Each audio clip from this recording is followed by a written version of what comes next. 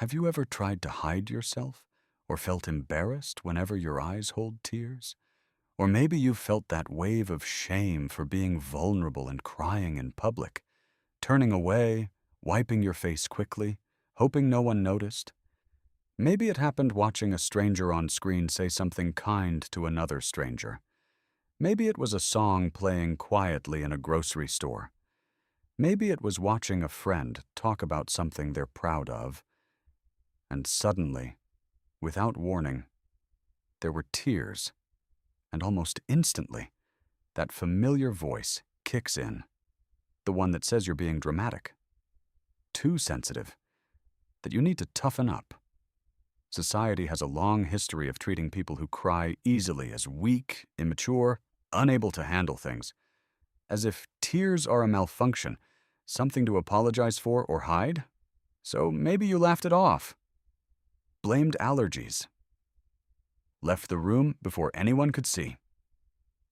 But here's the question we're going to answer today, from a psychological perspective, not just a comforting one. What is actually happening in your brain when you cry easily? And is it really a weakness, or is it one of the most misunderstood traits a person can have? Let's get into the psychology of it. Point 1. Your nervous system might simply be more finely tuned. In psychology, this is called sensory processing sensitivity. Researchers have found that some brains are wired to pick up on emotional information faster and more deeply. Tone of voice, micro-expressions, the energy in a room. So when you cry at something small, your brain isn't malfunctioning. It's detecting something real, just at a higher resolution than most people are even aware of. Point 2. Crying is a built-in stress release valve. This one surprises people. Psychological research has shown that emotional tears help carry stress hormones out of the body, which means crying easily isn't a sign that you're falling apart. It might mean your system is actually really good at not letting things pile up. The people who never cry, a lot of that tension doesn't disappear. It just goes somewhere else. Tight shoulders, restless nights, shorter tempers. Point 3.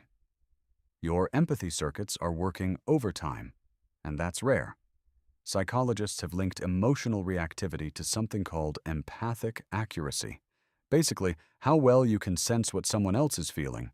So if you tear up during someone else's good news or a stranger's struggle on a screen, that's your mirror neurons firing exactly as designed. You're not overreacting. You're resonating.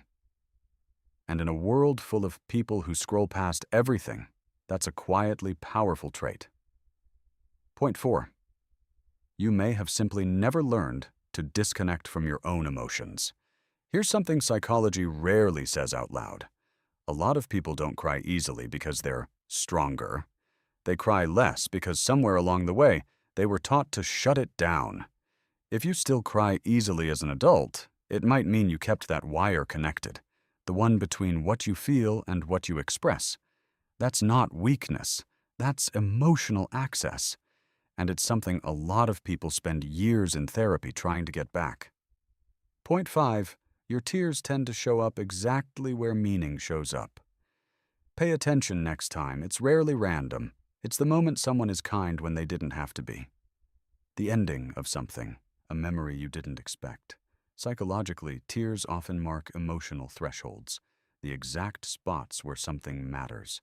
So if you cry easily, it might just mean you're paying attention to your own life in a way a lot of people aren't. So here's the reframe. If you've spent years feeling embarrassed by your tears, apologizing, hiding, wishing you could just feel less, maybe the problem was never how much you feel. Maybe it's that nobody ever told you what that sensitivity actually means. You're not too much. You're tuned in, and that's rarer and more valuable than you've ever been told. If this gave you a new way to see yourself, subscribe. Every week, we explore the psychology behind who you are and why you feel the way you do. See you in the next one.